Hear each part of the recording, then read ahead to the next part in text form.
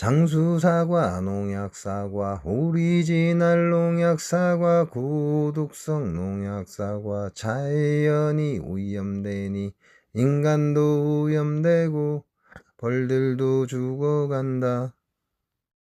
안녕하세요, 각골의 덕천입니다. 제가 오늘도 금방 와서 말벌을 한 10댓마리 정도 잡은 것 같아요. 선수입니다, 선수. 진짜 기가 막히게 잘 채가지고 가고, 근다고 해서 포획기에 많이 들어와 있는 건 아니에요. 포획기에 셋, 넷, 다섯, 여섯, 일곱, 여덟, 아홉. 현재 포획기 들어와 있는 말벌은 9마리 정도밖에 안 되고요. 제가 잡은 것만 10마리가 넘습니다. 이 안에들, 그죠. 오늘 날씨가 봄날이에요. 날이 굉장히 따뜻합니다. 그렇게 따지면 얘네들 지금쯤이면 월동 준비를 해야 되는 시기인데 말벌이 월동 준비 안 들어갈 거예요. 아직 월동 준비 안 들어가고 계속 여러분 봉장을 힘들게 할 겁니다.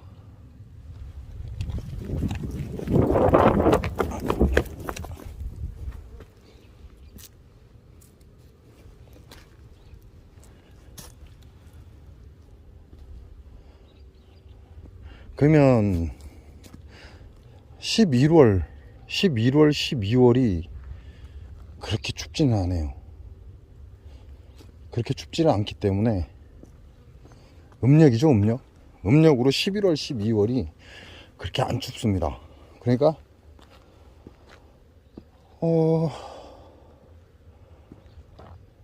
어쩌면 늦게까지 아마 말벌이 여러분 봉장을 기생을 부릴 수도 있어요. 물론 여러분 벌도 늦게까지 활동을 할 가망성이 크다는 얘기고,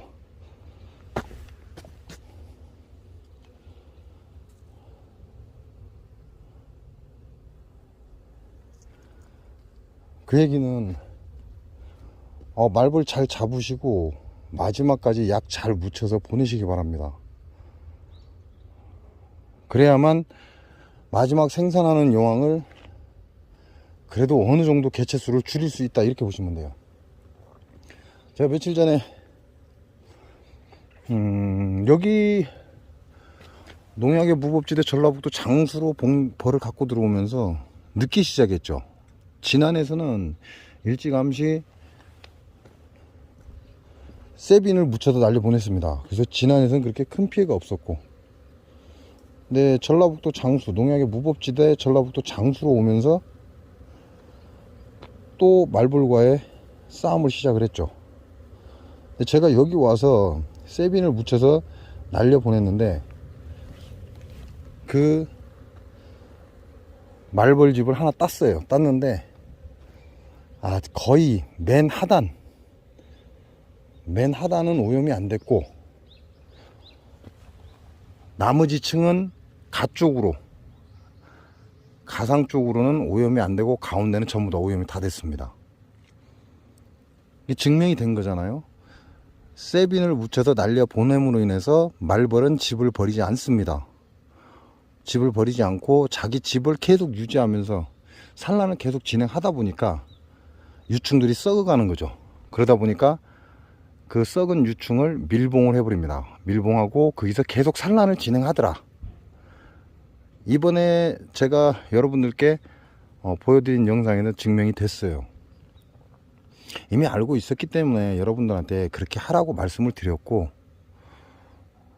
근데 제가 그런 영상은 안 찍었잖아요. 그래서 제가 그 영상을 왜 찍었냐면요, 제가 약을 묻혀서 날려 보내라고 했는데 그렇게 안 하더라고, 사람들이. 이게 오염이 되는지 안 되는지 어떻게 하냐 부터 시작을 해서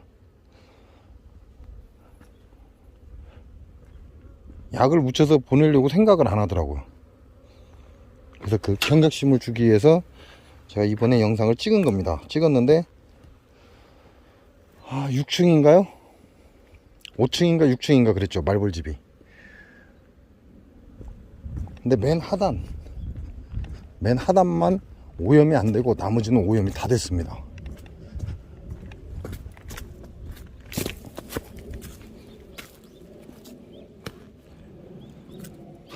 그리고 오염이 안 된 말벌집 하단에서 두 번째 가 쪽으로 오염이 안 된 데는 새끼를 키우고 있죠.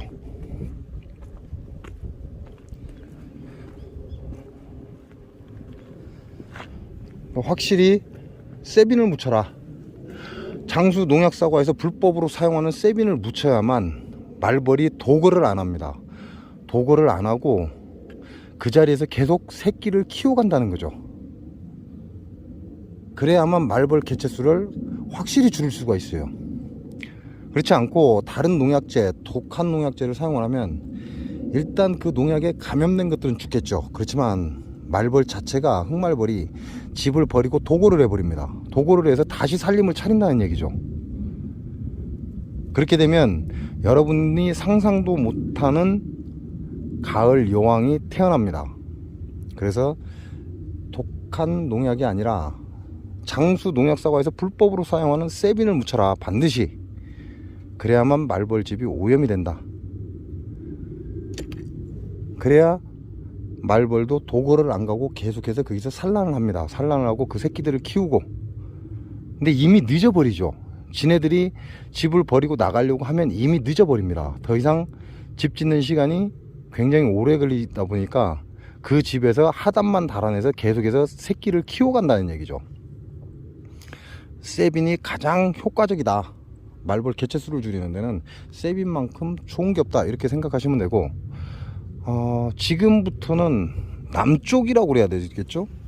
그런다고 해서 무조건 남쪽이란 얘기가 아니라 중부지방도 따뜻한 지역, 좀 다른 곳보다 좀 그래도 포근하고 따뜻한 지역은 말벌 개체수 줄이기 계속 하셔야 됩니다.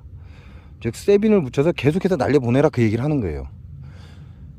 지금 진드기 잡이 제대로 안 하신 분들은 상태가 심각할 수가 있습니다.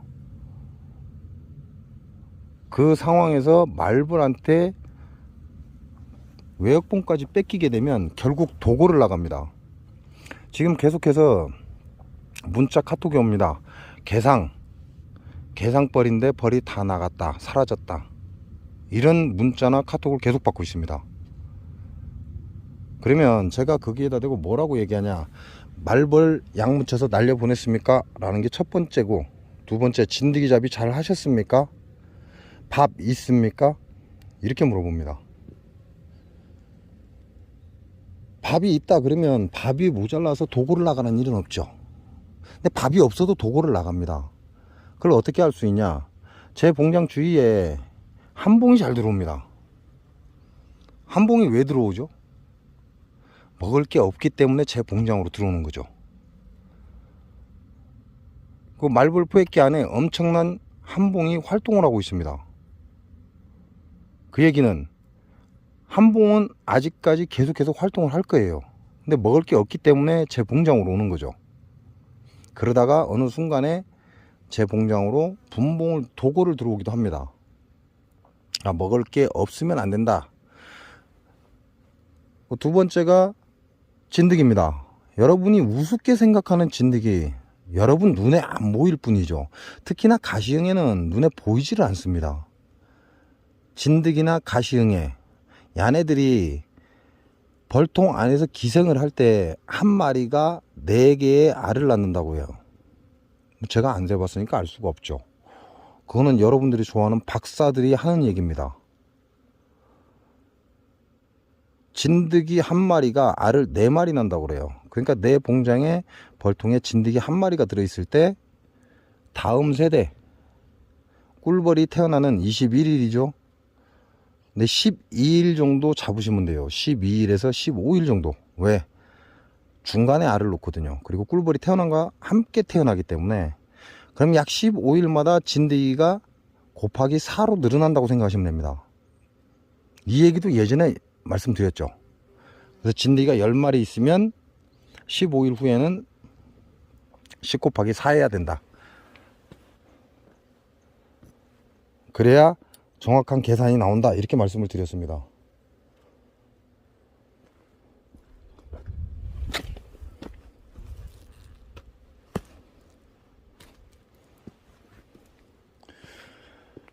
그러면 40마리잖아요 15일 뒤에는 40마리의 진드기가 움직일 수 있다 이렇게 생각을 하시면 되는 거죠. 뭐 진드기가 알을 4마리를 낳는다고 하는데 꼭 그렇지는 않습니다. 벌 군세가 좋으면 그만큼 산란을 못해요. 산란하는 양이 적어지겠죠. 그렇게 잡아도 무조건 곱하기 2는 나온단 말이죠. 진드기 한 마리가 알 2마리는 무조건 낳는다 이렇게 생각을 하셔야 된다는 얘기하고 똑같습니다.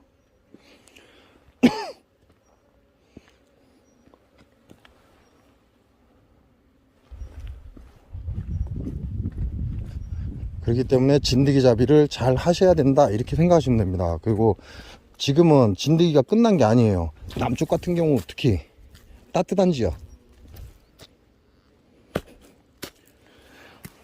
따뜻한 지역은 아직까지 벌이 활동을 하고 산란을 해 나갑니다.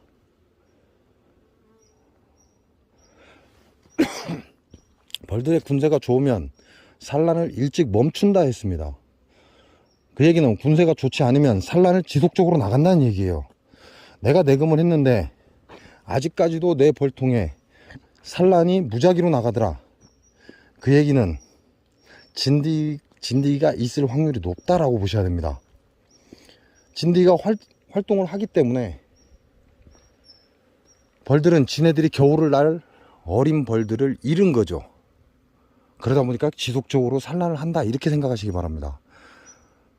그래서 남쪽 같은 경우는 진드기 잡이 잘 하시고 말벌 계속해서 세빈을 묻혀서 날려보내셔라.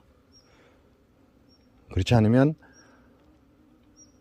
11월 12월이요 양력으로 여러분이 생각하는 11월 12월에 도고를 엄청나게 나갈 겁니다. 왜 그렇죠? 남쪽은 따뜻하기 때문에 충분히 도고를 나갑니다.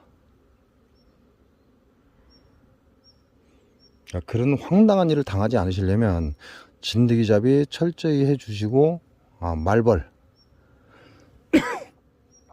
말벌 계속해서 다량이 올 때는 잡아서 죽이고 조금 타임의 여유가 있을 때, 시간 여유가 있을 때는 세빈을 지속적으로 묻혀서 날려보내라.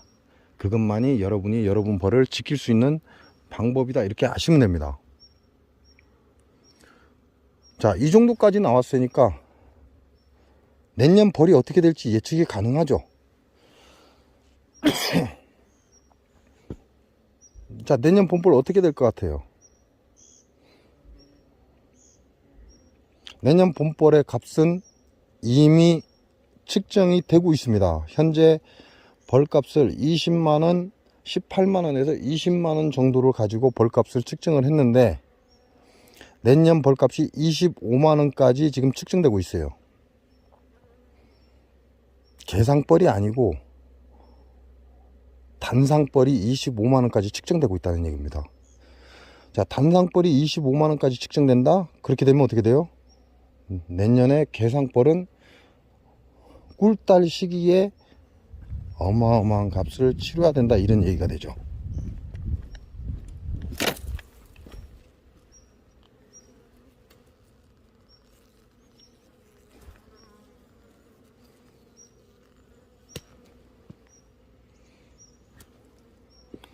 그러면 우리가 얘기할 때는 25만원이라는 가격이 지금 얘기가 나올 정도다 그러면 내년에 벌 좋은 것들은 30만원을 무조건 넘어갑니다. 군세가 좋고 산란력이 좋고 우리가 말하는 넘치는 단상벌이라면 내년에 30만원 무조건 넘어갈 가능성이 크다 이렇게 보시면 돼요. 그러면 여러분들은 뭘 해야 되죠? 지금 현재 벌 관리 잘 하셔서 내년 봄에 팔아먹어야죠. 그래야 내 생활이 유지가 가능하다 이렇게 보시면 됩니다.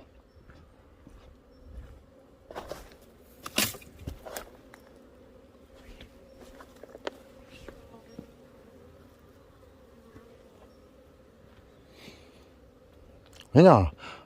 벌은 지고 있는다고 돈이 되는 게 아니에요. 벌은 잘 만들어서 팔아야 돈입니다.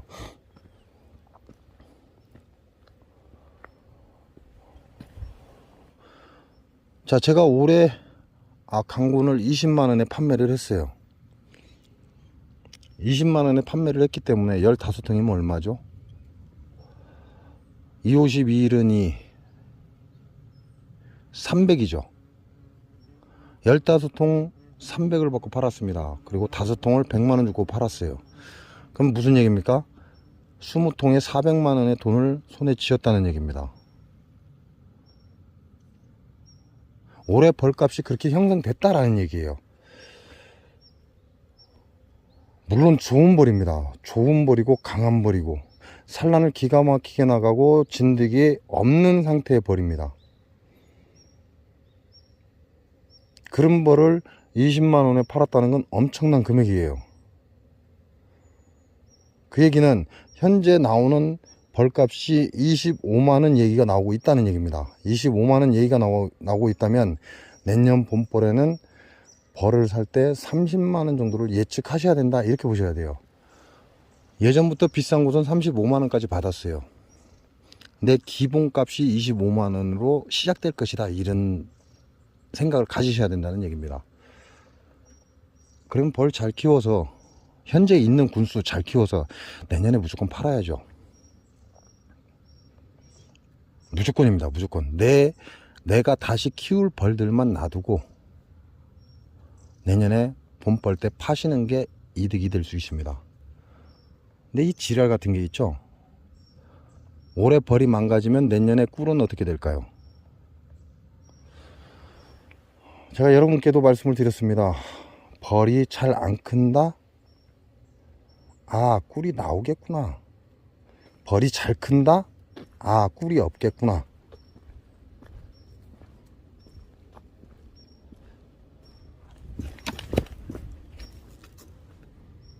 자, 그 정도까지 말씀드렸으면 여러분이 가장 쉽게 내년을 예상할 수 있는 초점을 만들어 준 거죠. 뭐 무조건 꿀이 나오네 안 나오네 내 경험이네 이런 개소리 말고, 그런 개소리 말고 어느 정도 예상 가능한 아카시 꽃대가 손가락 2마디 나오면 격광판을 쳐라, 이건 어느 지역에서나 똑같다 라고 제가 여러분께 말씀을 드렸습니다. 간단하잖아요, 그죠? 그런 것처럼 벌이 잘 큰다, 봄벌이 끝내주게 큰다, 꿀이 없겠구나, 모자라겠구나, 봄벌에 벌이 안 크네, 힘드네, 왜 그러지, 이런 느낌을 가진다 그러면 그 애는 꿀이 나온다, 이 얘기예요. 그죠? 어느 지역에서나 거의 다 해당이 됩니다. 2018년도처럼 아예 꿀이 안 나오는 그런 상황에서는 진짜 운이 좋아야만 꿀을 획득할 수 있다, 이렇게 보시면 되고. 왜? 2018년은 우리가 꿀을 딸 수 없는 해입니다.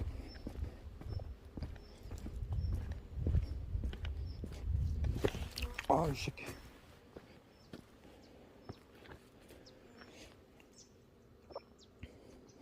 자, 그래서 여러분은 강원도는 늦었죠. 죄송하지만 강원도는 늦었습니다. 강원도는 이미 벌이 다 깨졌고 박살이 났죠. 그러니까 강원도는 늦었어요. 근데 중부지방은 어느 정도 갈무리가 됐습니다. 정리가 됐다는 얘기죠. 그렇지만 남부지방은 아직 갈무리가 안 됐어요. 아직 정리가 안 됐다, 그 얘기예요. 그러니까 막판까지 잘 하셔가지고 내년에는 좋은 값에 벌을 파시든가 아니면 꿀을 잘 따시기 바랍니다.